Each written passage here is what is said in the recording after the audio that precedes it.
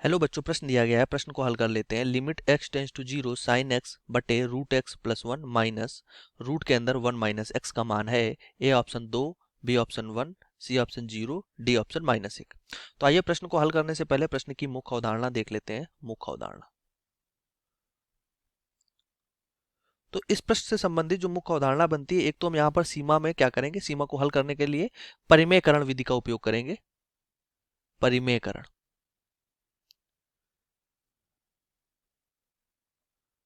परिमेयकरण विधि, ठीक। और दूसरा हम क्या करेंगे, दूसरा हम यहाँ पर हम एक प्रॉपर्टी जानते हैं कि लिमिट अगर x टेंस टू जीरो है और साइन x बटे x है तो इसका मान क्या होता है, इसका मान 1 के इक्वल होता है, ठीक। एक तो हम परिमेयकरण विधि का उपयोग करेंगे यहाँ पर सीमा को हल करने के लिए, और यहाँ पर एक प्रॉपर्टी का उपयोग ये हम करने वाले हैं जो सीमा की प्रॉपर्टी है हमारे पास, ठीक है।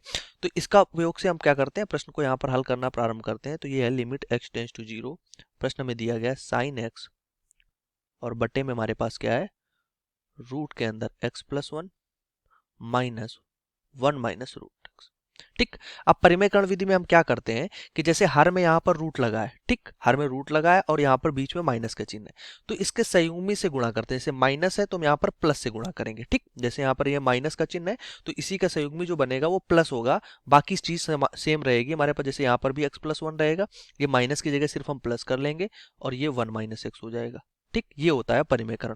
वो ऐसे ही हर में किया है तो अंश में भी हमें करना पड़ेगा, तो अंश में कर लेंगे एक्स प्लस वन और फिर प्लस वन माइनस एक्स। तो अंश और हर में हमने ये गुणा कर लिया, यही होता है हमारे पास क्या, परिमेयकरण, ठीक। इससे होता क्या है, ये देखो a माइनस बी और a प्लस बी बन जाता है। जैसे ए स्क्वायर माइनस बी स्क्वायर का हम सूत्र लगा के ये रूट जो होता है, वर्गमूल का जो चिन्ह होता है, इसको हम हटा लेते हैं। तो ये हो गया limit x tends to zero, ऊपर जो लिखा है उसको वैसे ही लिख देते हैं, साइन x ब्रैकेट में हो जाएगा root x plus one minus x, और बटे में हमारे पास क्या आ जाएगा, बटे में ये इसका स्क्वायर हो जाएगा, तो इसका स्क्वायर करेंगे तो क्या आ जाएगा, x माइनस वन, ठीक। अब यहाँ पर जब हम माइनस करेंगे और इसका स्क्वायर कर देंगे तो माइनस, इसका स्क्वायर कर दोगे तो वन और ये प्लस एक्स, ठीक। यहाँ से हम क्या करते हैं, इस वाले ब्रैकेट को हटा लेते हैं, माइनस का अंदर हमने गुणा कर लिया है। अब यहाँ से क्या होगा, अगर देखोगे तो यहाँ से ये माइनस वन हो गया और ये माइनस वन हो गया।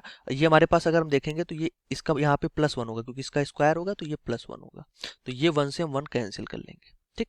तो ये हो जाएगा limit x tends to zero, ऊपर जो लिखा है उसको वैसे ही लिखा रहने देते हैं, साइन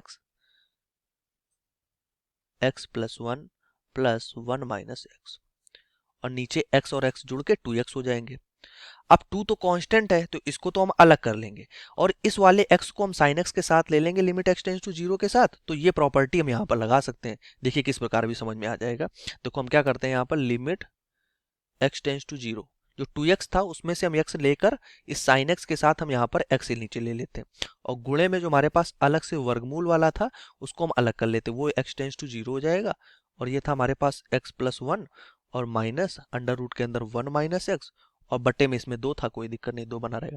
तो इसका पूरे का मान तुम्हारे पास वन हो जाएगा, तो इसको तो वन कर देते हैं। अब यहाँ पर अगर जीरो रखोगे तो ये वन हो जाएगा, यहाँ पर जीरो रखोगे तो क्या आ जाएगा, यहाँ पर भी हमारे पास वन आ जाएगा, और बटे में क्या आ जाएगा, दो आ जाएगा। और रूट रूट है हमारे पास, यहाँ पर अगर देखोगे तो यहाँ से हो जाएगा, या अगर हम रखते हैं यहाँ पर वन रख देते हैं, देखो तब समझ में आ जाएगा। तो ये हो जाएगा, यहाँ पर अगर हम x की जगह जीरो रख देंगे तो zero plus one minus root के अंदर यहाँ पर भी जीरो रख दोगे तो ये केवल माइनस वन बचेगा, ठीक। और यहाँ पे बटे में क्या आ जाएगा, हमारे पास दो आ जाएगा। अब यहाँ पर हमने माइनस से गुणा किया था कि प्लस से, ये देख लेते हैं एक बार, यहाँ पे हमने प्लस से गुणा किया था तभी ये प्लस होगा, ये प्लस होगा तो ये भी प्लस हो जाएगा। तो ये हो जाएगा वन गुणे, ये भी वन हो जाएगा और प्लस वन बटे में दो, तो यहाँ से हो जाएगा वन गुणे और ये हो जाएगा दो बटे दो, मतलब कि दो बटे दो क्या आ जाएगा, एक, मतलब कि उत्तर क्या आ जाएगा हमारे पास, एक। तो यहाँ पर इस प्रश्न का जो उत्तर होगा वो हमारे पास क्या आने वाला है, वो एक आने वाला है, ठीक है। तो यहाँ पर अगर हम ऑप्शन की बात कर लें तो हमारे पास कौन सा ऑप्शन सही होने वाला है, हमारे पास ऑप्शन बी नंबर सही होने वाला है। तो आशा करते हैं प्रश्न का उत्तर समझ में आया होगा। धन्यवाद।